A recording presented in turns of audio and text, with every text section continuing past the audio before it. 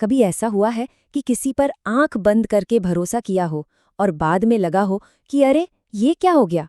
आज हम प्रेमचंद की एक ऐसी ही बहुत दिलचस्प कहानी कश्मीरी सेब की बात करेंगे। ये सुनने में तो बस फल खरीदने की एक मामूली सी कहानी लगती है, लेकिन इसमें ईमानदारी और भरोसे पर एक ऐसी सीख छुपी है जो आज भी, इतने सालों बाद भी उतनी ही जरूरी है।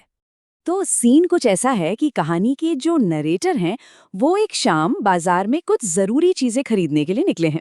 घूमते घूमते उनकी नजर एक दुकान पर पड़ती है और वो दुकान खूबसूरत रंग बिरंगे गुलाबी कश्मीरी सेबों से एकदम सजी हुई थी। मतलब ऐसे सेब जिन्हें देखकर किसी का भी मन ललचा जाए।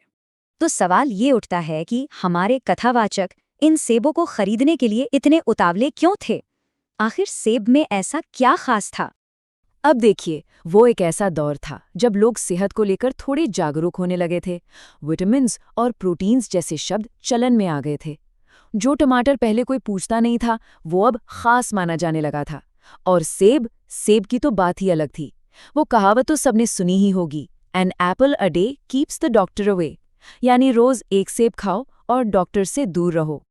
तो सेहत का ख्याल तो था ही। चलिए अब आते हैं कहानी के उस हिस्से पर जहां असल लेन देन होता है, खरीदार और बेचने वाले के बीच वो बातचीत जो भरोसे के नाम पर एक धोखा थी।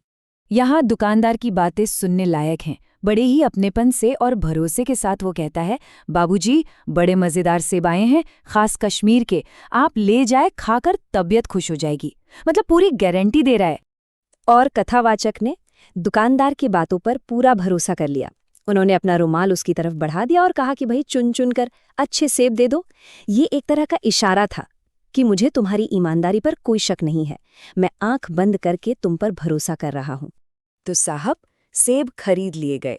कथावाचक घर आ गए और उन्होंने सोचा कि इन बढ़िया सेबों को खाने का सही समय तो सुबह नाश्ते के साथ होगा।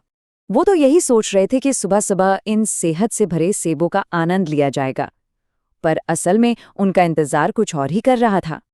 तो अगली सुबह हुई, नाश्ते की टेबल लगी और जैसे ही उन्होंने सेबों का वो पैकेट खोला, उनके भरोसे के टुकड़े होना शुरू हो गए, एक एक करके।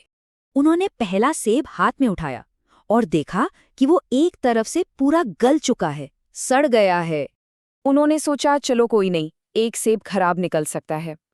पर दूसरा सेब निकाला तो वो भी आधा सड़ा हुआ था। अब तो माथा ठनका। तीसरा सेब देखा, वो सड़ा तो नहीं था, लेकिन एक तरफ से दबकर एकदम पिचक गया था, खाने लायक बिल्कुल नहीं। और चौथा सेब, अरे वाह, वो तो बाहर से एकदम बेदाग दिख रहा था, पर जैसे ही उसे काटा, अंदर एक काला सा छेद था, ठीक वैसे ही जैसे बेरों में कीड़े होते हैं। तो नतीजा क्या निकला? नतीजा था शून्य। एक भी सेब खाने लायक नहीं था, एक भी नहीं।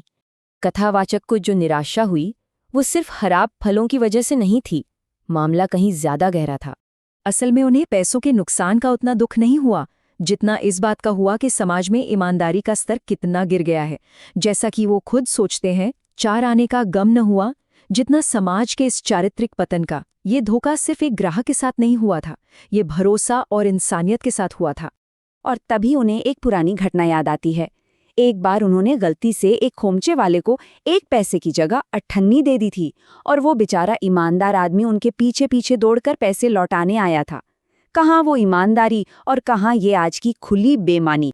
और फिर उन्हें अपनी गलती का भी एहसास होता है। वो सोचते हैं कि इस धोखे में कहीं ना कहीं उनकी भी तो गलती थी।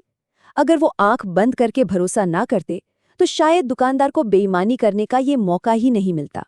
तो इस पूरी कहानी से, जो लगभग 100 साल पुरानी है, हमें क्या सीख मिलती है? वो कौन सा संदेश है जो आज भी जिंदा है? इस पूरी कहानी का निचोड़ एक ही लाइन में है, जागो ग्राहक जागो। ये बाजार में हमेशा चौकन्ना रहने, सतर्क और जागरूक रहने की एक बहुत सीधी लेकिन बहुत दमदार अपील है। प्रेमचंद कहानी के आखिर में ये नहीं कहते कि कहानी खत्म। वो सीधे सीधे पाठकों से बात करते हैं, एक तरह से चेतावनी देते हैं कि अगली बार जब बाजार जाना तो मेरी तरह आंखें बंद मत कर लेना, वरना हाथ में कश्मीरी सेब ही आएंगे। और यही वो सवाल है जो आज भी हमारे सामने खड़ा है। सोचिए, प्रेमचंद ने ये कहानी करीब 1 सदी पहले लिखी थी, लेकिन ग्राहकों के साथ धोखाधड़ी और समाज में ईमानदारी की कमी, ये मुद्दे तो आज भी उतने ही सच हैं। ये कहानी हमें रुककर सोचने पर मजबूर करती है कि इतने सालों में क्या सच में कुछ बदला है।